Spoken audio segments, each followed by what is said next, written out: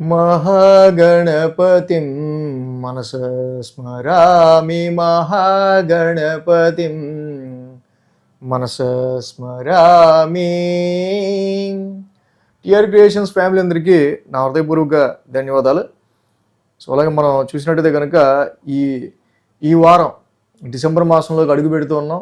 November 30వ తారీఖు నుంచి December 6వ తారీఖు వరకు కూడా, అంటే డిసెంబర్ మాసం మొదటి వార ఫలితాలు ద్వాదశ రాశుల వారికి ఎలా ఉండబోతున్నాయి ఏంటి అనేది మనం ఇప్పుడు చూద్దాం. సో ఇక్కడ ఈ డిసెంబర్ మాసంలో మేజర్ ట్రాన్సిటల్ చేంజ్ విషయానికి వస్తే మనకి శని యొక్క వక్రత్యాగం, దాదాపుగా 4 నెలలుగా శని ఇక్కడ వక్ర సంచారంలో ఉండటం, ఆయన యొక్క వక్రత్యాగం కంప్లీట్ అవటం ఒకటి. ఇంకొకటి బుధుడు కూడా మొన్నటి వరకు వక్రంలో ఉండటం, ఈ వారం నుంచి ఆయన కూడా ఫార్వర్డ్ మోషన్లో ఉండటం. బుధ శనుల యొక్క వక్రం అయితే ముగిసింది. సో గురువు గారు మళ్ళీ రిట్రగ్రేషన్లో ఉన్నారు జనరల్గా.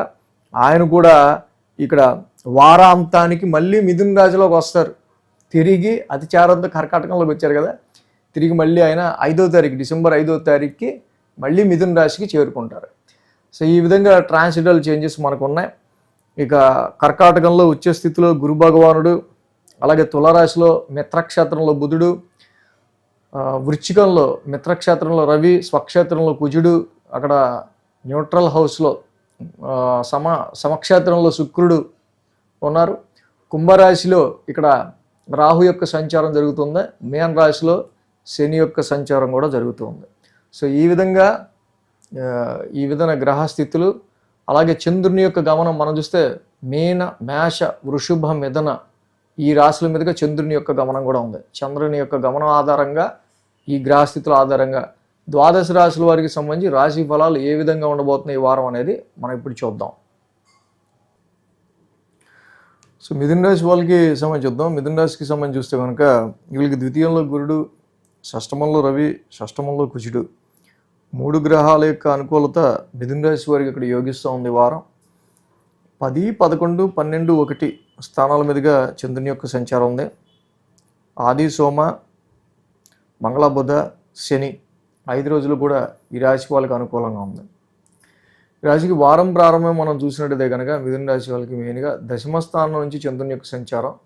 ఇక్కడ చాలా వరకు కూడా వృత్తికి సంబంధించిన విషయాల్లో వీళ్ళకి stress, so much of stress, చాలా ట్రయల్స్ చేయడం, చాలా చేసి అలిసిపోవటం, అలాగే జాబ్ పరంగా కూడా కొత్తగా పుట్టుకొచ్చిన కొన్ని రూల్స్ అండ్ రెగ్యులేషన్స్ వల్ల ఏంటి ఎప్పుడు లేనిది పుట్టుకొచ్చాయి అన్న వాటిలో కొంచెం రిస్ట్రిక్షన్గా ఫీల్ అవటం అనేది ప్రొఫెషన్ పరంగా ఈ రాశి వాళ్ళకి ఎక్కువ కనిపిస్తుంది. అలాంటి గ్రావిటీ కొంచెం తగ్గే ఆస్కారాలు ఈ వారం నుంచి మనకు కనిపిస్తున్నాయి.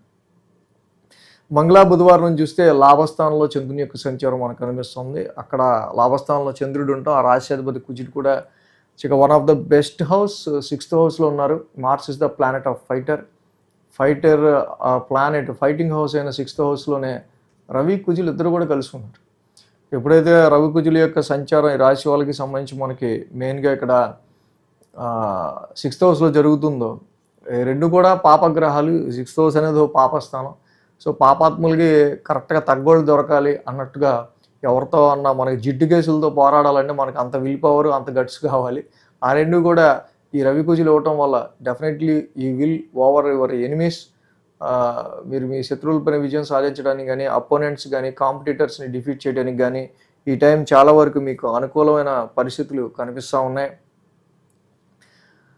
అలాగే గురు, శుక్రవారాల్లో చూస్తే కనుక వ్యయ స్థానంలో చంద్రుని యొక్క సంచారం. ఇక్కడ ఈ రాశి వాళ్ళకి మెయిన్ మనం చూస్తే సంతానపరమైన విషయాల్లో చిన్న ఇబ్బందులు, క్యారింగ్ ఉమెన్స్ ఉంటే కొంచెం చక్కగా టేక్ కేర్గా ఉండటం అనేది మంచిది. ఎడ్యుకేషన్ పరమైన విషయాల్లో పిల్లలకి సంబంధించి కొన్ని ట్రబుల్స్ అనేవి కనిపిస్తూ ఉన్నాయి. అలాగే ఇన్వెస్ట్మెంట్స్ విషయాల్లోనూ, షేర్స్ పరమైన విషయాల్లోనూ అక్కడ కొంత ఆ అనుకూలత కొంచెం తక్కువగా ఉంది.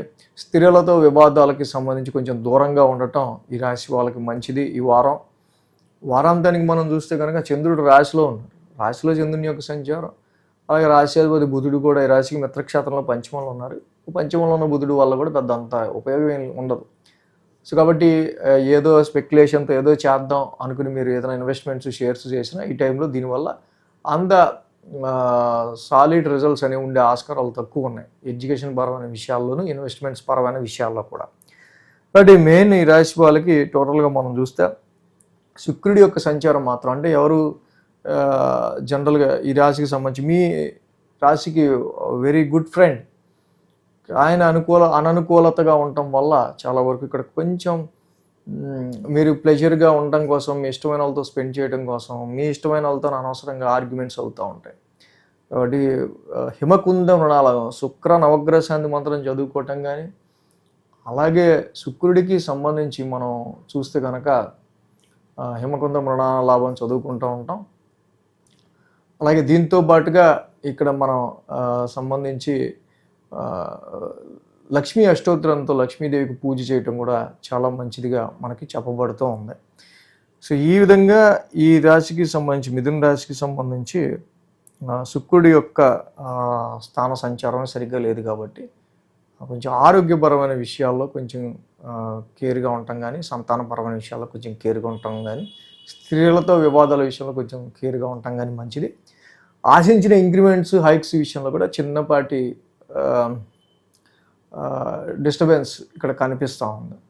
కాబట్టి మీ క్రియేటివిటీలో మీరు చూపించే క్రియేటివిటీలో మీరు ఏదైతే మీరు డైలీ వర్క్లో చక్కగా మంచిగా పర్ఫామ్ చేద్దాం, ఈ టార్గెట్ని ఎంత క్వాలిటీగా చేద్దాం అనుకున్న దానిలో కూడా కొంచెం ఆ రీచ్లో కొంచెం ఇక్కడ క్వాలిటీకి సంబంధించి లోపాలు కూడా మనకు కనిపిస్తూ ఉన్నాయి.